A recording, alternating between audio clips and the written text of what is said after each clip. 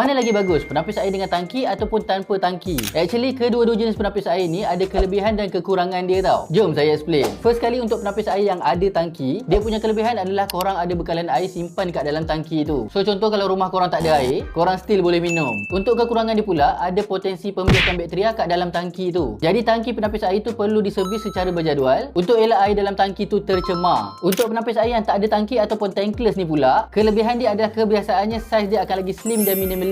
So sesuai untuk pengguna yang ada ruang dapur yang terhad. Untuk kekurangan dia pula, kalau contoh bekalan air kat rumah korang terputus, korang dah tak dapat nak guna penapis air untuk minum. Jadi kalau kawasan rumah korang ni selalu ada gangguan bekalan air, tak berapa sesuai kalau nak pasang penapis air yang jenis tankless ni. Macam dekat Kowe, kedua-dua jenis penapis air ni kita ada tau. Yang ada tangki dan yang tak ada tangki. And korang jangan risau kalau pilih penapis air yang ada tangki, sebab tangki penapis air Kowe ni dilengkapi dengan antibacterial filter ataupun lampu UV yang berfungsi untuk menghalang pembiakan bakteria dekat dalam tangki. And Kowe juga akan provide servis secara berjadual untuk pastikan air yang korang minum tu sentiasa bersih dan selamat. Kalau korang rasa video ni bermanfaat, jemput tekan button like dan repost supaya lagi ramai dapat info pasal ni.